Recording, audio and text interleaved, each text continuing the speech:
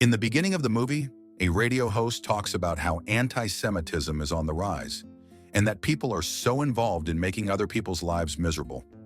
One night in 1983, Bruce Pierce and Gary Yarbrough kill Walter West in the woods. These two fugly-ass incest breeders better watch out. Veteran FBI agent Terry Husk arrives in, who gives a fuck Idaho, and reopens an abandoned office there, hoping to slow down after working on the investigations of the Ku Klux Klan and La Cosa Nostra. He then studies the file of the Aryan Nations and its founder, Reverend Richard Butler, who also founded the Church of Jesus Christ. In Spokane, Washington, on December 18, 1983, Gary, Bruce, Bob Matthews, and David Lane park outside the Washington Mutual Bank, waiting for the bomb they planted to go off. When it doesn't because of their inbred brain, Gary apologizes to Bob, who then decides to continue with the plan and go rob the bank with Bruce and Gary. As they take bundles of money, one employee hits the fire alarm. David, who's waiting in the car, then takes care of the useless ass cop who responds to the scene. After the heist, Bob visits his pregnant mistress, Zilla, and gives her bags of cash from the heist, which delights the inbred-looking girl. Terry visits the Kootenai County Sheriff's Department and asks Sheriff Laughlin about the white power pamphlets he has seen around town, the Aryan Nations, and the location of Butler's compound. Deputy Jamie Bowen interrupts and says it's in Hayden Lake, Idaho, a 15 to 20-minute drive away. Laughlin tells Terry that although Butler's church is a nuisance, they mostly keep to their white-ass selves. Jamie later tells Terry that aside from pamphlets, the Aryan Nations are also printing counterfeit bills. He shows him a counterfeit bill he got from his high school friend and Aryan Nations member, Walter West, whose photo he also shows Terry. Walter West was the one who died in the beginning of the movie. Jamie shares that a few weeks ago, he ran into Walter at a bar where he showed him the counterfeit bill and said, "That's just the beginning." He shows Terry newspaper articles about a synagogue bombing in Boise in June, adult stores robbery in Spokane in October, and mentions a bank robbery. Although Walter did not directly say the Aryan Nations is involved, Walter said that they've gotten into explosives and that they're finna start a war. Jamie adds that Walter has been missing for 2 weeks, and his wife, Bonnie Sue, had called to file a missing report, but she never came in. When Terry says that hate groups don't usually rob banks, Jamie suggests that maybe they do now. In their group's hideout, Bob orders the group not to burn crosses to avoid attracting attention, because their fugly faces already do that. He orders Gary to give each member some dough and save the rest as tithe for their cause. He then employs Sam Stinson to train the militia he's building for $1,000 a month, as he's both experienced and has access to whatever weapon he needs. Bob goes home to his wife Debbie and gives her bags of cash from the heist, saying it's for their future, but doesn't say where he got it. She rightfully gets afraid of the money's origins. He then reads the Turner Diaries as a bedtime story for their young son, Clinton. That book racist AF. Terry meets with fellow FBI agent Joanne Carney, who tells him that the 3 armed men and the driver from the Spokane robbery are all raisin potato salad lovers. There were no security cameras. They dumped their car at a dentist's office nearby without any prints and bought a car off the classifieds for $500. She says they clearly planned the robbery, where they took nearly $45,000. When asked about explosives, she tells him that they found a bomb that never went off because of a miswired triggering device at an adult shop a couple of days after the bank robbery. Jamie takes Terry to see Bonnie Sue, who is also Jamie's high school friend. Upon seeing them, Bonnie immediately tearfully asks if Walter is dead. When Terry asks her why she changed her mind about the missing person report, Bonnie says Walter is a drunk and it's not the first time he ran off. She adds that the last time she saw Walter was 3 weeks ago, when he went with some guys. Terry presses her to name names, asking her who she's hiding and protecting, prompting Bonnie to walk out crying. Jamie runs after her and comforts her until she shares that Walter went hunting with Gary and Bruce, whom Jamie knows. Bonnie says she told Walter that she doesn't think it's safe for him to go with them, but he didn't listen. She adds that Walter had shared that Bruce's group, which isn't the Aryan Nations, is trying to recruit people. Upon surveying the woods the 3 men went hunting in, Terry finds the Turner Diaries book. Noticing a disturbed area, he unearths a body, which Jamie positively identifies as Walter. Terry then informs Laughlin that the FBI will take charge. Terry asks Jamie to take him to Hayden Lake, where they ask Butler about Gary and Bruce. Butler says the Church of Jesus Christ Christian doesn't advocate any of their members to break any laws for their cause. Butler and his right-hand man, Tony Bentley, deny knowledge of their whereabouts and inform Terry and Jamie that Gary and Bruce were kicked out of their congregation because they were using their press to print counterfeit currency. When asked why they are looking for the pair, Terry shows Butler a photo of Walter's corpse and warns him about the strays of their church forming their own groups, which are getting powerful, insinuating that the pair is behind Walter's death. Terry tells him to control their strays, to which Butler reiterates that he is unaware of their whereabouts, but will inform him when he hears something. Upon leaving, Terry asks about the Turner Diaries book, which is displayed on a console, to which Butler says it's fiction for children. "Girl, I be reading the Berenstain Bears to my kids. What in the racist indoctrination book is that?" Bob's group welcomes Tony Torres, and they brief him on the process of making counterfeit money and give him a necklace after the ceremony. "Okay, but Tony kinda foine.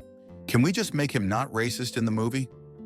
Butler meets with Bob and asks him to stop their activities because they're not thieves, and warns him that they're drawing too much attention from the FBI, who found Walter's body. Butler reminds him that they seek the same goals, and that in 10 years they'll have members in public office, which will make way for change as progress takes time. Are those people in the public office as we speak? Bob insists on taking action now. When Butler firmly orders him to stop his activities, Bob shows him that Bruce is on standby, ready to shoot. Bob's hair is giving, berries and cream guy. Butler later orders Bentley to find out Bob's group's next move so they can stop them. Soon, Bentley gives Jamie a copy of the Turner Diaries with Gary's name and address inside.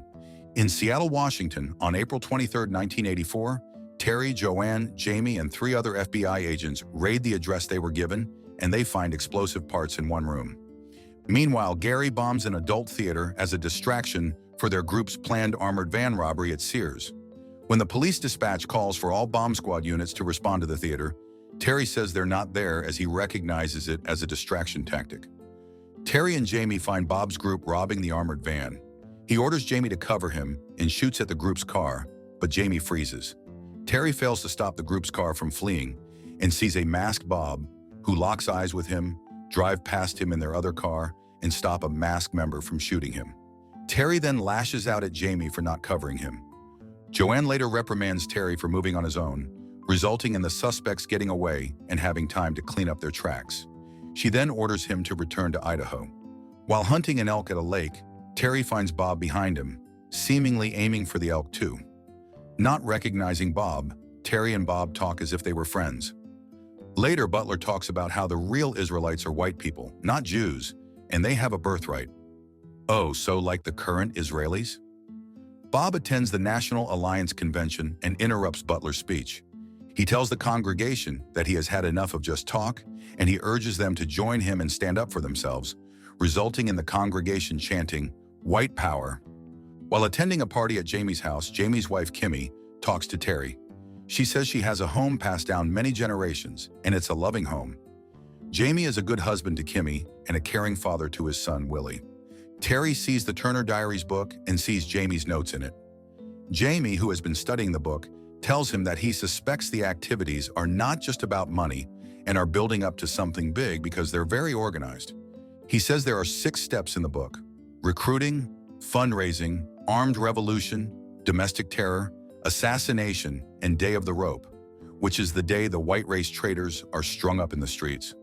While listening to Alan Berg, a Jewish talk radio show host of Koa Studios, Denver, who's sparring on air with an anti-Semite who is calling into his show as he usually does, Bob says step 5, and Bruce volunteers to assassinate Alan. On June 18, 1984, Alan drives home from work. When he exits his car, Bruce repeatedly shoots him, resulting in his death. The next day, Joanne informs Terry of Alan's death. Terry and Jamie tell the FBI about their theory that the people behind Alan's death and the series of robberies and bombings are former Aryan Nations members who are using the Turner Diaries book, a fictional book about a group of white separatists raging a race war against the United States government, as a guide. Since they're following the steps in the book, they assume that the group is also adopting the group name in the book, The Order. Laughlin admits seeing the book 2 years ago when he pulled over David and gives Terry his file. Meanwhile, Torres buys guns for the Order. Terry and Joanne visit David's parents, who say that the last they've heard is that David was in Medellin Falls, Washington, with a man named Bob, who has given him work. When they give Terry a photo of David and Bob, he realizes it's the guy he met. The FBI looks into Bob and raids the Order's hideout in Medellin Falls, Bragg Creek Road. The group is able to apprehend Debbie and Joanne Finna throw hands, calling her a dumb Yahtzee beach. In Ukiah, California, on July 19, 1984, the Order robs another armored van and takes $3.6 million. The group throws down a homemade spike strip to prevent any cars from interrupting them. During their robbery, a civilian tries to shoot at them, but he ends up dying. As they drive away, Bob realizes that his gun fell. Cops arrive, but they get a flat from the spike strip. Later, the FBI traces the gun's serial number to a store in Missoula and to Torres. Terry gets Torres to talk and lead them to a Capri motel room where Bob is waiting for Torres, who firmly denies ratting them out. Terry orders Jamie to inform Joanne that they have a visual on Bob and attempts to arrest Bob, which leads to a shootout. The FBI arrives and Jamie, who covers Terry, apprehends Gary. Joanne is able to help arrest the fugly white bitch. Jamie spots Bob, who is trying to get away, but Bob gets a shot on him. Terry chases after Bob, but has to attend to Jamie before he bleeds out. Jamie unfortunately succumbs to his injuries fairly quick. Terry and Joanne arrive at Jamie's house with Willie playing with his toys. Knowing what's to come, Kimmy tells her son to go inside as she hears the bad news about her husband. Later, Terry and Joanne interview Debbie, who tells them about the safe house on Whidbey Island. Debbie says there's no way her husband is going to surrender alive. Bob, Bruce, and David retreat to the safe house, and Bob orders Bruce to send out the declaration of war to the government and media. On December 7, 1984, David sees the FBI outside of the house and attempts to leave with Bruce, but they're both apprehended. The FBI attempts to forcibly take Bob out of the house alive, but Bob shoots at them from upstairs. They tear gas his ass and he has a coughing fit. They decide to burn the house down in order to force Bob to come outside and surrender. When burning the house fails in forcing Bob to surrender, Terry enters and attempts to persuade him. Terry is forced to leave when Bob still refuses to surrender, resulting in him burning to death on December 8th. Almost 2 years later, other surviving members of the Order are imprisoned. Bruce and David are sentenced to a total of 300 years for their participation in Alan's murder, while Gary receives a total of 85 years for assault, weapons, and racketeering charges. For over 40 years, the Turner Diaries has been used as a blueprint for domestic terrorism, influencing events from the Oklahoma City bombing to the insurrection at the U.S. Capitol on January 6, 2021. And now, look where we're at. What did you guys think of this movie? A bit chilling and scary to think there are people like Bob and his followers among us. And this was all based on actual events that happened in the past during the 80s. Subscribe for more videos like this. Turn on notifications and leave a like. It really helps the channel.